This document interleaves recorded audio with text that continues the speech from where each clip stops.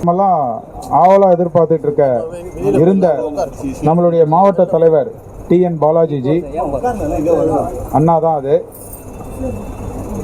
உயர்நீதிமன்றத்தில் வழக்கறிஞராக பணிபுரிஞ்சுட்டு இருக்காங்க. கிட்டத்தட்ட ஒரு 30 ஆண்டு காலத்துக்கு மேலே பாரதிய ஜனதா கட்சியில் வேலை பண்ணிட்டு இருக்காங்க. அது இல்லாமல் பல இந்துத்துவா சப்ஜெக்ட் எடுத்தும் ஆர்ப்பாட்டம் போராட்டங்கள் எல்லாம் பண்ணிட்டு இருக்காங்க. ஒரு மிகச்சிறந்த, என்ன சொல்றதுன்னு தெரில, என்னுடைய சகோதரர் அவர். இப்போ எல்லாரும் என்ன கேட்டாங்க, பாராட்டு விழா இருந்தாங்க. இது பாராட்டு விழா அல்ல, பாசம் மிகுந்த எனது தம்பிக்கு பாச பெருவிழா இது. அதனால நம்மளுடைய ஒட்டுமொத்த எண்ணங்கள், சிந்தனைகள் எல்லாமே செங்கோட்டையை பிடிச்சிட்டோம், அடுத்தது சென்ட் ஜார்ஜ் கோட்டையை பிடிக்கணும். அது ரொம்ப ரொம்ப முக்கியமானது. அப்போ படைகள் பல இருக்கலாம், தர்ம தளபதிகள் வேணும். நமக்கு கிடைச்சிருக்க தளபதிகள்லாம் ரொம்ப ரொம்ப தர்மவான்கள்.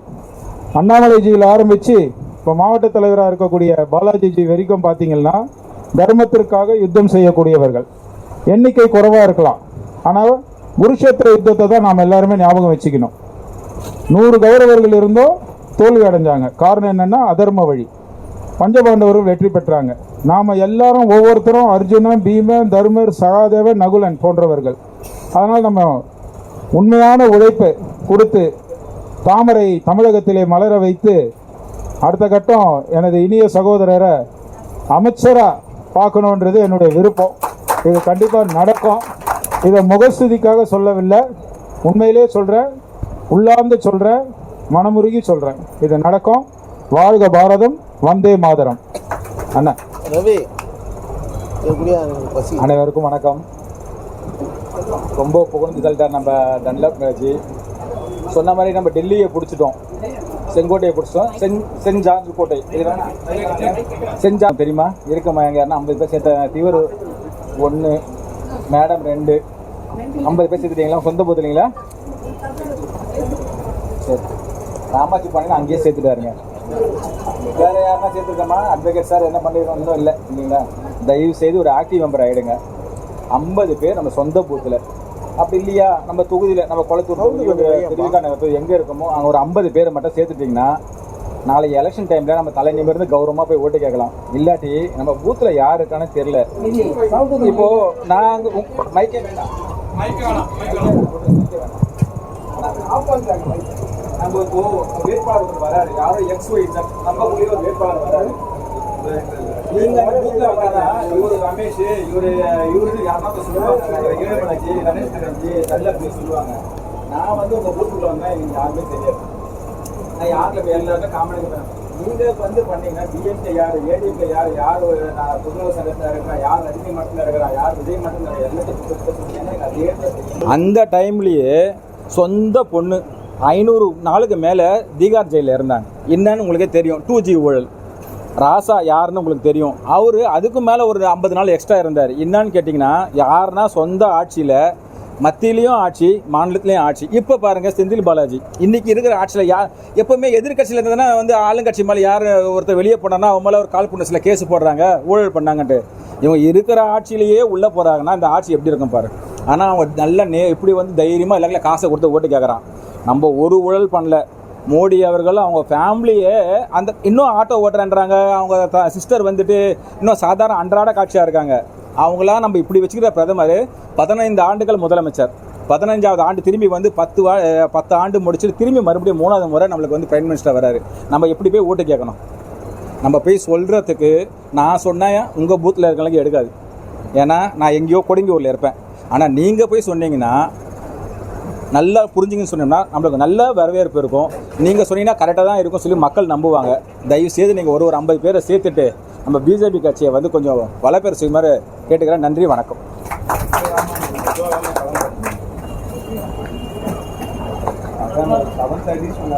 அதுக்கப்புறம் இன்னும் ஒன்று சொல்ல, இந்த நிகழ்ச்சியை ஏற்பாடு செய்த அன்பு சகோதரி ஆற்றல் அம்பிகா அவர்களுக்கும் நம்ம அன்பு சகோதரர் டன்லகுமார் அவர்களுக்கும் நான் நன்றியை தெரிவித்துக் கொள்கிறேன். நன்றி, வணக்கம்.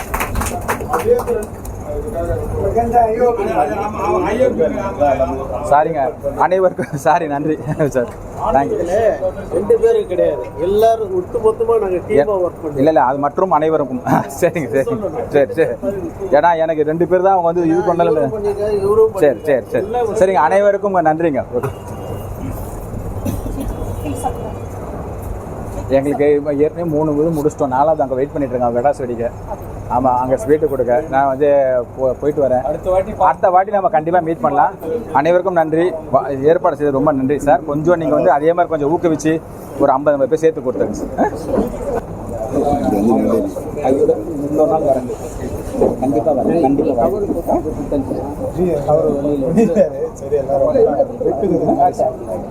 இங்கே நானே திரும்பி வரேன்.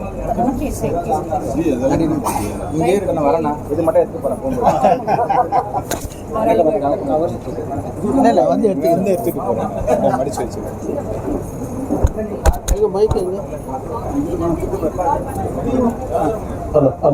யாரும் போவாதீங்க, டிஃபன் அரேஞ்ச் பண்ணியிருக்கேன். யாரும் போவாதீங்க, வெயிட் பண்ணுங்க, கொஞ்சம் வெயிட் பண்ணுங்க. இவ்வளோ நேரம் வெயிட் பண்ணுங்க, கொஞ்சம் வெயிட் பண்ணுங்க.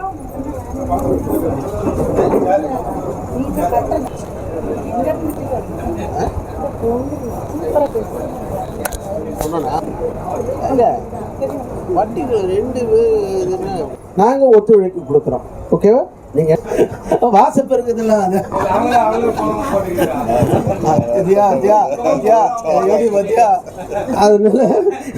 எல்லாரும்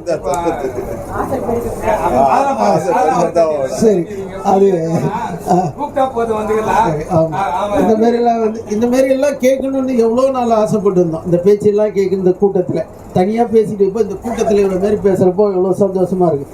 இதே மாதிரி ஒவ்வொரு பகுதியிலையும் உங்கள் வீட்டில் பெரிய இடமா இருந்தால் கூட சரி, ஒரு 50 பேர் இருந்தால் கூட விளக்கு பூஜை பண்ணுறதுக்கு நாங்கள் இந்த குழு, திருவண்ணாமலை குழு ரெடியாக இருக்குது. அதனால் உங்களுக்கு என்ன ஹெல்ப் வேணாலும் எங்கள் குழுக்கிட்ட சொல்லிட்டீங்கன்னா நாங்கள் வந்து பார்த்து செஞ்சுருவோம். இப்போ இந்த அடுத்த நிமிஷம் வந்து நம்ம அண்ணன் வந்து இப்போ பேசுவார்.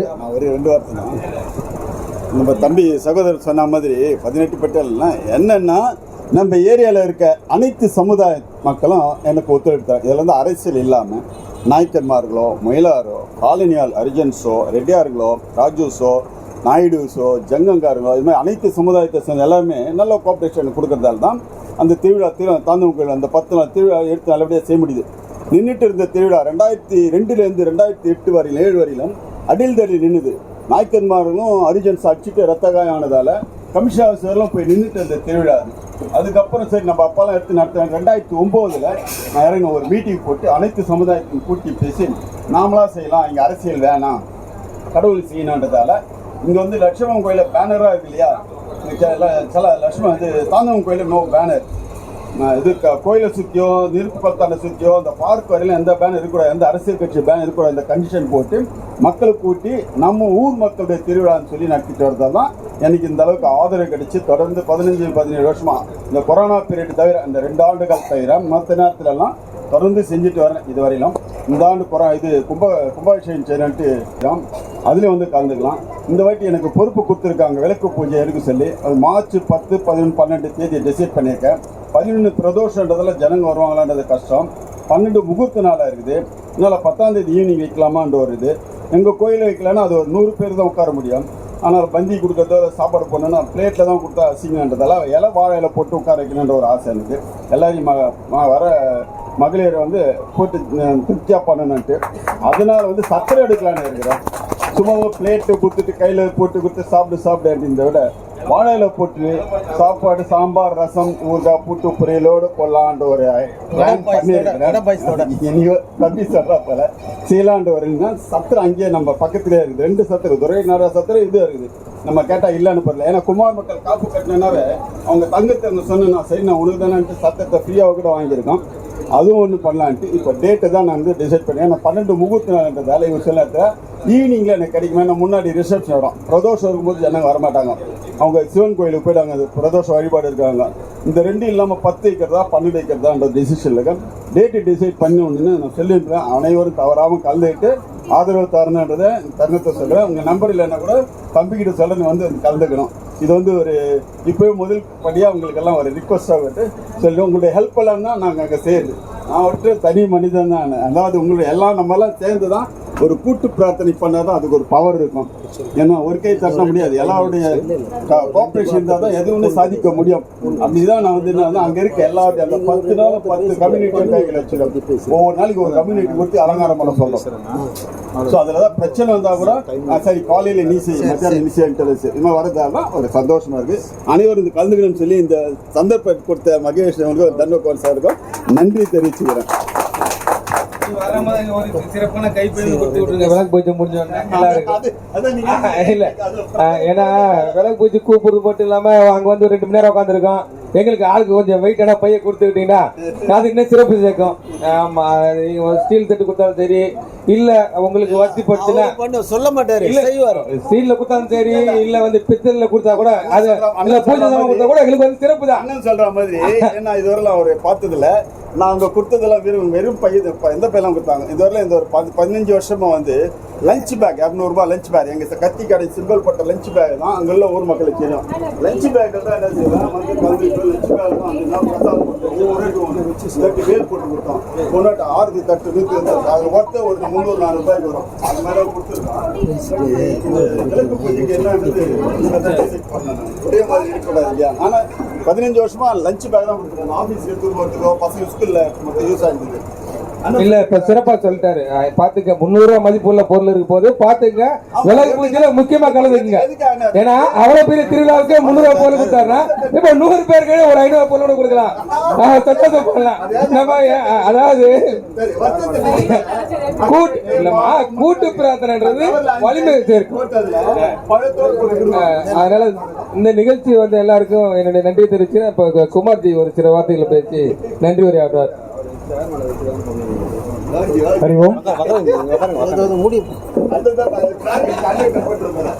முதல்ல என்னுடைய மனமார்ந்த நன்றியை தெரிவிச்சுக்கிறோம்.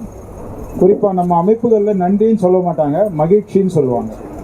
இப்போ ஒரு குடும்பத்துல ஒரு கல்யாணம், அண்ணன் பொண்ணுக்கு கல்யாணம், இவர் சித்தப்பா வராரு, ஆசீர்வாதம் பண்ணும்போது அந்த பொண்ணும் பையனும் சேர்ந்து நன்றி சித்தப்பான்னா அது எப்படி இருக்கும்? நல்லா இருக்குமா? மகிழ்ச்சி. ஏன்னா நம்மெல்லாம் ஒரு குடும்பம், சிவ குடும்பமாக இருக்கிறோம். அதனால் நம்ம இனிமேல் வருங்காலங்களில் ஒரு நல்லாட்சி தொடர்றதுக்காக நம்ம முயற்சிகள் பண்ணிகிட்டு இருக்கோம். வெளிப்படையாக சொல்ல போனால் இது பிஜேபி கூட்டம் அல்ல, இது நம்மளுடைய குடும்பம், சிவ குடும்பத்தோட கூட்டம். அதை நீங்கள் நல்லா புரிஞ்சுங்க. அப்படி இருக்கும்போது நாம் நல்லா இருக்கணும், நல்லா இருந்தால் நாடு நல்லா இருக்கும்னு சொல்லுவாங்க. சரிங்களா? இங்கே ஒருத்தர் பேசும்போது ஒரு அம்மா சொன்னாங்க, முதல்ல வீட்டில் இருந்து தான் நான் வீடை தான் பார்ப்பேன். நல்ல விஷயம். ரதி மேடம் சொன்னாங்க. அதாவது பித்ரு காரியம்னா உடனே சிராதத்துக்கு போயிட வேண்டாம். அப்பா அம்மா உயிரோடு இருக்கும்போது கூட அவங்களுக்கு சாப்பாடு போட்டாவே எனக்கு ரொம்ப மன வருத்தம். இப்போ இல்லை, 2001 ஒரு ஸ்டாட்டிஸ்டிக்ஸ் எடுத்தோம். அகில பாரத அளவில் தமிழகத்தில் மட்டும் முதியோர் இல்லங்கள் அதிகமாக போயிடுச்சு. அது ரொம்ப வருத்தப்பட வேண்டிய விஷயம். அகில பாரத அளவில், ஆல் இண்டியா அளவில் சொல்கிறேன், ரொம்ப வருத்தப்பட வேண்டிய விஷயம். எந்த ஒரு நாட்டில் முதியோர் இல்லம் அதிகமாக போகுதோ அந்த நாட்டில் மழை குறையும், தண்ணீர் பற்றாக்குறை வரும். காரணம் என்ன தெரியுங்களா? நாம் அப்பா அம்மாவுக்கு சோறு போடலைன்னா அப்பா அம்மா அநாத இல்லங்களில், முதியோர் இல்லங்களில் சேர்க்கப்படுகின்றனர். அப்போ அவங்களுடைய அதை சொல்லுவாங்க, தீயில வந்து 3 வித அக்னி இருக்குது. ஒன்று யாகம் வளர்க்குறோம் பார்த்தீங்களா, யக்ய அக்னின்னு சொல்லுவாங்க, அதுக்கு பேர். ரெண்டாவது பார்த்தீங்கன்னா செத அக்னின்னா சுடுகாட்டில் பிணத்தை எரிக்கிறோம் பாருங்க, அந்த அக்னி. அது ரொம்ப புனிதமானது. மூணாவதாக ஒரு அக்னி இருக்குது, அது ரொம்ப பவர். அதுதான் நம்ம வயிற்றுக்குள்ளே எரியக்கூடிய அக்னி. வயிற்றெரிச்சல்னு சொல்கிறோம் பார்த்தீங்களா? இப்போ கூட சொல்லுவோம், ஏன்டா என் வயிற்றெரிச்சல் கொட்டிக்கிற பண்ணுவாங்க. அந்த அக்னிக்கு வந்து கண்ட்ரோலே கிடையாது. யாக அக்னியில் வாழைப்பழத்தை போட்டால் அக்னி சாந்தம் அணிஞ்சிடும். சரிங்களா? ஆனால் அதே வாழைப்பழத்தை நம்ம சாப்பிட்டா என்ன ஆகுது? அந்த அக்னி செரிச்சிடுது. ஸோ இந்த அக்னி வயிற்றில் இருக்கக்கூடிய அக்னி நம்மளுடைய அப்பா அம்மா வயிற்றில் எரியும் போது நாம் எப்படி நல்லா இருப்போம்? வாய்ப்பு இருக்குமா? நல்லா இருக்க. 1000 பேருக்கு அன்னதானம் கொடுத்தா கூட அன்னை தந்தையை நாம தான் காப்பாற்றணும். நம்ம சாப்பாடு போடாமல் 1000 பேருக்கு அன்னதானம் பண்ணால் பிரயோஜனம் இல்லை. இந்த மாதிரி பல நல்ல விஷயங்களை, வாழ்க்கையோட நெறிமுறைகளை நாம் ஒன்றா சேர்ந்து இந்த வாய்ப்பை வந்து நம்ம பயன்படுத்துவோம். அடுத்த கட்ட ஒரு மீட்டிங் இருக்கும். நீங்கள்லாம் நினைக்க வேண்டாம், ஒரு ஹவர் முன்னாடியே வர வச்சுட்டு இந்த மாதிரி உட்கார வைக்கிறாரு என்று யோசிக்க வேண்டாம். நான் இன்னொரு விஷயமும் நான் சொல்லிடுறேன், எல்லாருக்குமே சொல்லிடுறேன், குறிப்பாக லேட்டாக வந்தவங்களுக்கு சொல்லிடுறேன். அது என்னென்னா, லேட்டாக வரவங்களால டைமுக்கு வரவங்களுக்கு பனிஷ்மெண்ட்டாக மாறிடும். அதானே உண்மை. பனிஷ்மெண்ட் ஆகிடும், தண்டனை கொடுக்குற மாதிரி ஆகிடும், அவங்கள உட்கார வைக்கிற மாதிரி ஆகிடும். ஸோ நம்ம பனிஷ்மெண்ட்டு கொடுக்க வேண்டாம். அடுத்தப்புறம் ஒருத்தர் பனிஷ்மெண்ட் அனுபவிச்சிட்டாங்கன்னு வச்சுங்க, அடுத்த ரவுண்டு அவங்க என்ன பண்ணுவாங்க, 7ன்றது 8 ஆகிடும்ப்பா, அவங்க கூட்டமே அப்படிதான். நம்ம அந்த மாதிரி இருக்கக்கூடாது. எல்லாத்திலையும் வாழ்க்கையில் டைம் கான்செப்ட், நேரம் தவறாமையை கண்டுபிடிச்சது நாம தான், ஐரோப்பியர்கள் அல்ல. நம்ம தெளிவாக சொல்லணும். நாம தான் பிறந்தாலும் டைம் பார்ப்போம். அதாவது நேரத்தை கண்டுபிடித்து செய்வது நாம மாத்திரம்தான். பாரத நாட்டில் வசிக்கக்கூடிய இந்துக்களுக்கு தான் இந்த கடமை உணர்வு இருக்குது. அவங்க மாத்திரம்தான் இந்த விஷயத்தை பண்ணிட்டு இருக்காங்க. இந்த உலகத்துக்கே டைம் கான்செப்டை, நேரம் தவறாமையை கற்றுக் கொடுத்தது நமது இனம். அது பழகிட்டோம். இந்த முறை நம்ம கொஞ்சம் திருத்திப்போம், சரிங்களா? அதாவது ஒரு மனிதன் சொல்லுவாங்க, ஒரு ஷார்ட்டாக ஒரே ஒரு விஷயத்தை சொல்லிட்டு முடிச்சிடுறேன். நம்மளுடைய மதத்தில் ஜடப்பொருள்கள் கூட உயிர் உண்டு. ஜடப்பொருள்னா என்ன? சேரு, இந்த கபோர்டு, கதவு, இதெல்லாம். ஒரு பெரிய பணக்காரர், அவருக்கு வந்து மன உளைச்சல் அதிகம். ஒரு சாமியாரை பார்க்க வராரு. அந்த சுவாமிஜி கிட்ட வரும்போது செருப்பை அப்படி தூக்கி போட்டு கதவு தடுக்குது. கதவு டப்புன்னு ஒரு அடி அடிச்சுட்டு உள்ளே வராரு. இதை சாமி நோட் பண்ணிக்கிட்டே இருக்கார். அப்படி ஓரமாக உட்காருப்பான்னு சொல்லிட்டார். அவர் உட்காந்துட்டு இருந்தார். ஒரு ஹவர் ஆச்சு, பொறுமை இழந்துட்டார். சாமி, ஒரு ஹவராக உட்காந்துட்டு இருக்கேன், என்னை பார்க்க 10,000 பேர் நிற்கிறான், என்ன போய் இந்த மாதிரி உட்கார வைக்கிறீங்களே? சாமி சொன்னார், உனக்கு மன உளைச்சல் தான் நீ வந்திருக்க, உன் முகத்தை பார்க்கும்போதே தெரியுது. அதனால் நீ என்ன பண்ணணும், அமைதியாக உட்கார். அடுத்த ஒரு ஹவர் உட்கார வச்சுட்டு சொல்கிறார், என்ன வேணும் சொல்லு. இல்லை, ரொம்ப டென்ஷனாக இருக்குது. இந்த பாஷையில் பேசணும்னா நம்ம தமிழ் சொச்சமாக பேசக்கூடிய சமுதாயத்திலேருந்து வந்துட்டோம். Tension, good bye, thank you, sorry, இதெல்லாம் சுத்தமான தமிழ், சரிங்களா? அதனால் அதை கடுமையாக கடைபிடிப்போம். அண்ணன் பொன் கணேஷ் அண்ணன் கோச்சுவார், இருந்தாலும் சொல்கிறேன்.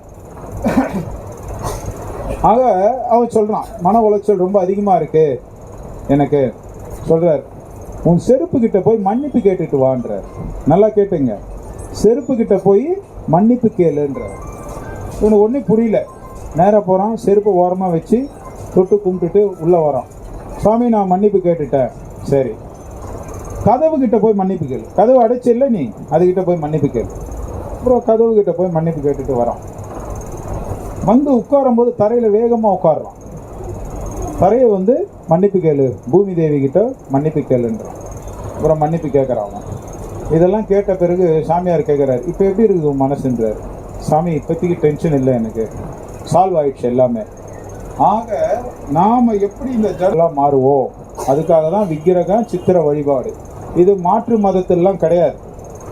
கொலை பண்ணி போட்டவங்கள வச்சு கும்பிடுவாங்க, சரிங்களா?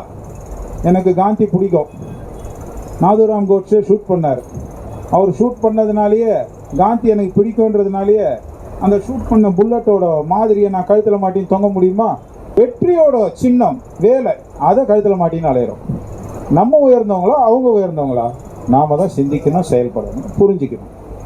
நாம் என்ன பண்ணுறோன்னா, நல்லா சமத்தாக சாமி கும்பிட்றோம், எல்லா இடத்துலையும் பக்திமானாக கும்பிட்றோம். ஆனால் அந்த சாமிக்கு, அந்த கோயிலுக்குன்னு ஒரு துன்பங்கள் வரும்போது அதை தட்டி கேட்குறோமா? கிடையாது. கிட்டத்தட்ட ஒரு வருஷத்துக்கு தமிழகத்தில் இருந்து 50-60 லட்சம் ஐயப்ப பக்தர்கள் போகிறாங்க, சரிங்களா? ஆனால் அந்த ஐயப்ப பக்தர்கள் போகிற அந்த கோயிலில் அதுக்குன்னு ஒரு சம்ஸ்காரம் இருக்குது, அதுக்குன்னு சொல்லி ஒரு ஆகம விதி இருக்குது. அப்படி இருக்கும்போது பெண்கள் அனுமதிக்கலாம் சொல்லிட்டு அங்கே இருக்க அரசாங்கம் வந்து அனுமதி கொடுக்குது. பெண்கள், அதாவது சம்பந்தமே இல்லாத பெண்கள், செவுத்த மாத்திரமே பார்த்து கும்பிட்டு இருந்த மதத்தை சேர்ந்த பொம்பளை அந்தமா போறாங்க, 2 பழத்தை இருமுடின்னு சொல்லி கட்டிக்கிட்டு. இந்த மாதிரி பல அபத்தமான விஷயங்கள். இதை யாருன்னா கேட்குறோமா? 60 லட்சம் ஐயப்ப பக்தர்கள் போறாங்க, ஆனா எதுவும் கேட்க மாட்டேன்றோம். அதே மாதிரி பழனி பாத யாத்திரை, காவடி எடுத்துக்கிட்டு கந்தனுக்கு அரோகரா, கதிர்வேலனுக்கு அரோகரான்னு சொல்லி பயணிக்கிறோம். இந்த முறை இந்த அரசாங்கம் என்ன பண்ணுது, போகிற வழியெல்லாம் இந்த நாட்டுக்கோட்டை செட்டியாருங்க இருப்பாங்க, மோஸ்ட்லி அவங்க தான் அங்கே இருப்பாங்க. அவங்க என்ன பண்ணுவாங்கன்னா, அவங்களுடைய கடன் அது வந்து நல்லா புரிஞ்சுங்க, அவங்களுடைய கடமை அது.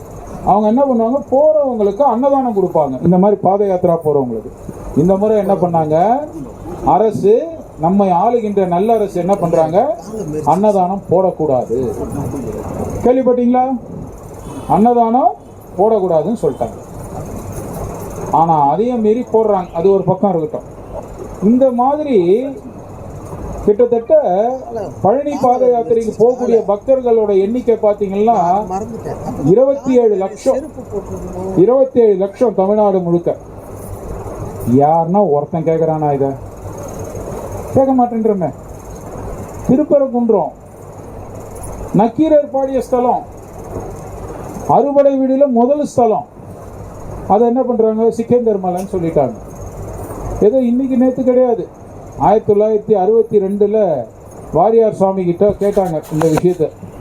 அது என்ன சுவாமி சிக்கந்தர் மலைன்னு சொல்றோமே, உண்மையாது?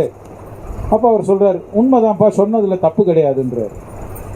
எல்லாரும் அதிசயமா பார்க்குறாங்க. இங்க இனிஷியல் என்ன போடுவீங்க, கந்தன் இருக்கிறான். யாரு? முருகப்பெருமான் கந்தன். கந்தன் ஒரு பேர் இருக்கு. கந்தனோட அப்பா யாரு? சிவன். ரெண்டுத்தையும் ஒன்னா போடு, சிவகந்தன். சிவகந்தன் மாறி தான் சிக்கந்தரா மாறி இருக்குது. அதனால தப்பு கிடையாது, சொல்றவன் சொல்லின்னு போட்டோம்னு சொல்லிட்டார். ஆனால் நாம அந்த மாதிரி விட்டு கொடுத்துக்கிட்டே இருந்தோம்னா எங்கேயோ ஒரு இடத்துல நடக்கிற விஷயம் இங்கேயும் நடக்க ரொம்ப தூரம் போகாது. ஒருத்தர் அர்ஜென்ட்டாக டயல் பண்ணி ஃபயர் சர்வீஸுக்கு சொல்கிறார், ஐயா எங்கள் வீடு பக்கத்து வீடு பற்றிக்கிச்சுன்றார். ஃபயர் சர்வீஸில் எப்போவுமே கேட்பாங்க, என்ன கேட்பாங்கன்னா, எவ்வளோ நேரம் ஆச்சு, எப்போ பற்றிக்கிச்சின்னு கேட்பாங்க. சொல்கிறார் 2 ஹவராக பற்றிக்கிச்சு. அடப்பா இப்போ தான் ஃபோன் பண்ணுறியே? இல்லையா, இப்போ தான் பக்கத்து வீட்டுக்கு வந்துருக்குது, அடுத்தது எங்கள் வீட்டுக்கு வந்துடும், அதுக்கு தான் நான் ஃபோன் பண்ணுறேன். இந்துக்களோட நிலைமை அப்படி இருக்குது, நம்மளுடைய நிலைமை அப்படி இருக்குது. அதனால் நாம் ஒவ்வொருத்தரும் ஒரு தூய்மையான பக்திமானா இருங்க, வேண்டாம்னு சொல்ல. பக்திமான நம்ம பிரச்சாரம் பண்ண வேண்டியதே இல்லை. இந்துக்கு சாமிக்கு பிரச்சாரம் வேண்டாம், விளம்பரம் வேண்டாம். கட் அவுட்டு கூட பார்த்தீங்கன்னா சின்னதாக போடுவாங்க, பெருசாக மினிஸ்டர் போஸ்டிங்களை போடுவாங்க. அந்த மாதிரி விளம்பரம் கூட வேண்டாம் நமக்கு. ஆனால் சக்திமானா இருங்க.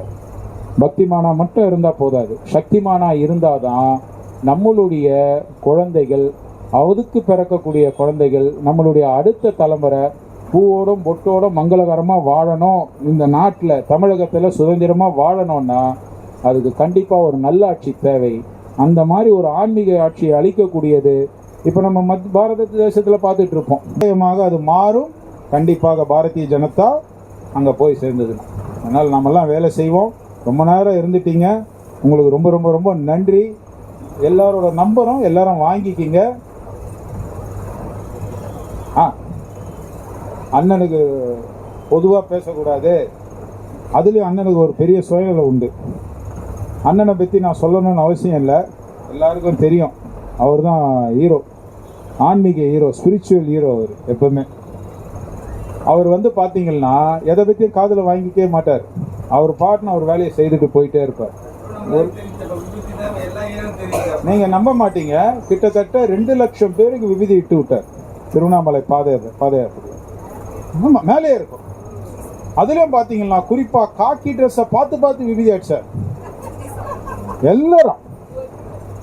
குறிப்பாக ஒரு ஃபீமேல் போலீஸை விடலை. நான் தான் குங்குமம் கொடுக்கல. நல்லா கேட்டுங்க, காலையில் குளிச்சுட்டு விரதம் இருந்து வெறும் காலையில் தான் ஓடுவார். குடம் நின்ன உடனே ஓடுவார். மக்கள் அப்படியே சூழ்ந்துப்பாங்க. எல்லாருக்கும் பொறுமையாக இட்டுட்டு வருவார். ரொம்ப மிக கடினமான வேலை, ஆனால் அதை சந்தோஷமாக செய்தார். அப்படிப்பட்ட ஒரு ஆன்மீக சித்தர்னு சொல்லலாம், விபதி சித்தர்னு கூட சொல்லலாம் அவரை. அந்த மாதிரி இருக்கார். கோவப்பட்டா நான் பொறுப்பு இல்லை, அண்ணன் கோவப்பட்டா நிர்வாகம் பொறுப்பு இல்லை. அதாவது வருஷமா அவர் ஆன்மீக ப்ரோக்ராம், பல ப்ரோக்ராம் நடத்திட்டு இருப்பார், நிகழ்ச்சிகள். அதில் முக்கியமானது ஒரு ஹைலைட், ரொம்ப தலைச்சிறந்த ஒரு ப்ரோக்ராம் என்னன்னா, பால் குடம் எடுப்பாங்க. அது எங்கன்னா நம்ம சீனிவாச பெருமாள் கோயில் இருக்கு, மருமாநகர் உள்ள. அங்கே இருந்து குறைஞ்சபட்சம் 200 பேர் தாய்மார்கள் தலையில் பால் குடத்தை சுமந்து வந்து இங்கே நம்மளுடைய பழனி ஆண்டவர் இருக்கார் பாருங்க, பாலமுருகர், அந்த சந்நிதியில் அவங்களே வந்து அபிஷேகம் பண்ணுவாங்க. இந்த விழா வந்து காலையில் 6 மணிக்கு ஆரம்பிச்சதுன்னா மத்தியானம் வரைக்கும் போகும். மிகப்பெரிய அளவில் ஒரு அன்னதானம் சொல்ல முடியாது, அது ஒரு பெரிய விருந்தாவே பண்ணுவார் அவர். அந்த மாதிரி இந்த முறையும் வந்து ஏப்ரல் மாதம் 11ஆம் தேதி அந்த பால்குட திருவிழா வந்து எடுக்க போகிறோம். எல்லாரும் வரணும். இது ஏதோ மகேந்திரன்ஜி நடத்துகிறார், நம்ம வந்து அட்டெண்டன்ஸ் கொடுத்துட்டு போவோம்லாம் சொல்லக்கூடாது. அவங்கவுங்க ஒரு பார்ட் ரோல் பண்ணணும், சரிங்களா? கலசம், சொம்பு, நிறைய வேலைகள் இருக்கும். இந்த முறை வந்து 500 பேர் முயற்சி பண்ணுறார். அது கண்டிப்பாக அவர் சக்ஸஸ் பண்ணுவார். எல்லா விஷயமே ஆன்மீக விஷயம் பொறுத்த வரைக்கும் நான் அவர்கிட்ட ஒரு வேலையை ஒப்படைச்சிட்டேன்னா நான் ஃப்ரீ ஆகிடுவேன், ரொம்ப ஃப்ரீ ஆகிடுவேன். அவர் பாட்டுன்னு அந்த வேலையை நடத்திக்கிட்டு போயிட்டே இருப்பார். அந்த மாதிரி ஒரு தலை சிறந்த ஆன்மீக பணியாளர்னு சொல்லலாம். இவரை தான் சொல்லணும் ஆன்மீக பணியாளருன்ட்டு. அதனால் ஏப்ரல் 11 மறந்துடாதீங்க. இது தொடர்பான அனைத்து பேம்ப்ளெட்ஸு இது எல்லாமே வந்து உங்களை அழைச்சின்னு வந்த பொறுப்பாளர்கள் மூலயமா உங்களுக்கு கிடைக்கும். வந்து தயவுசெய்து கலந்துங்க. நாம் இந்து சக்தி பெரும் சக்தியாக இந்த உலகத்தில் இந்துக்கள் மெஜாரிட்டியாக இருக்கிற வரைக்கும் தான் அமைதி இருக்கும். நீங்கள் எல்லாம் தெரிஞ்சுக்கணும். அமைதி விரும்ப மதம் இது. இந்த மதம் வந்து கழுதை தேஞ்சு கட்டெரும்பு ஆனிச்சுன்னா கண்டிப்பாக உலகத்தில் அமைதி இருக்காது. கண்டிப்பாக அமைதி இருக்காது. ஈரானில் அமைதி இருக்கா? ஈராக்கில் இருக்கா? துருக்கியில் இருக்கா? கஜகிஸ்தானில் இருக்கா? உக்ரைனில் இருக்கா? ரஷ்யாவில் இருக்கா? பாலஸ்டைனில் இருக்கா? காசாவில் இருக்கா? கிடையாது. உலகம் முழுக்க சண்டை தான், யுத்தம் தான். 2 மதங்கள் மெஜாரிட்டியாக இருக்கிறதுனால அங்கெல்லாம் அமைதி கிடையாது.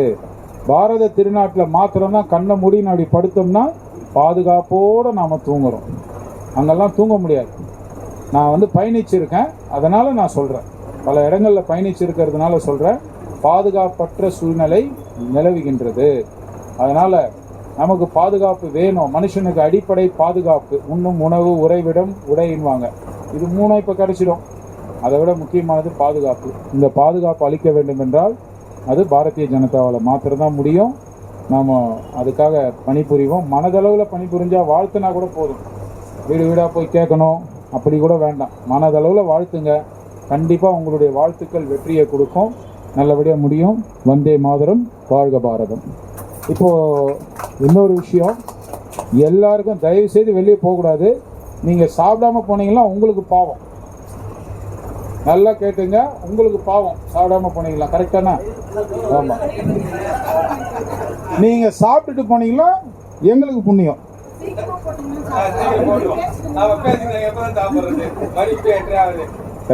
மணி 8:30 ஆகுது. அதனால இதோட முடிச்சுக்கலாம். அங்க எல்லாம் ரெடியா? அண்ணா சரி, ஒன்றும் இல்லை. பாக்கு மர தட்டில் தான் உங்களுக்கு பஃபே டைப்பில் கொடுக்குறோம்.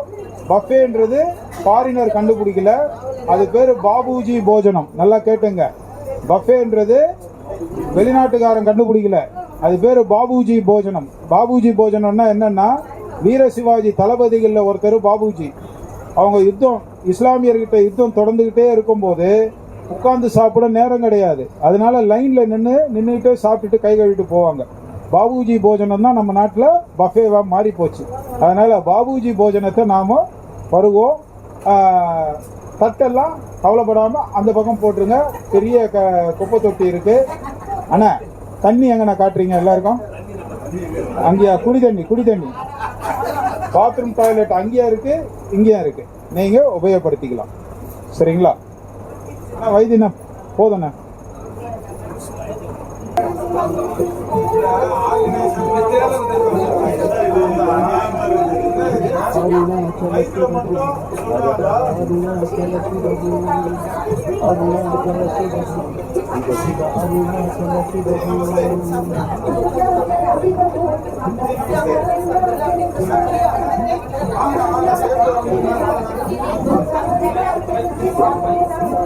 அஸ்மிலிங்கமாய் கோலம் கொண்டிடும் அருணாச்சல சிவபோ, ஆதிலிங்கமாய் ஆட்சி செய்திடும் அருணாச்சல சிவபோ.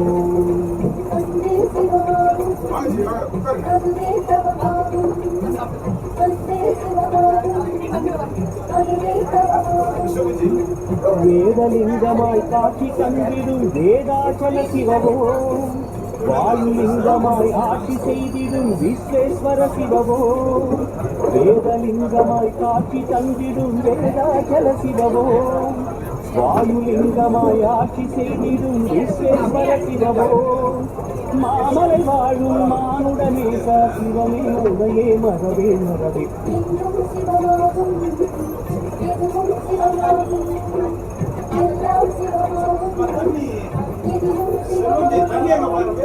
எங்கும்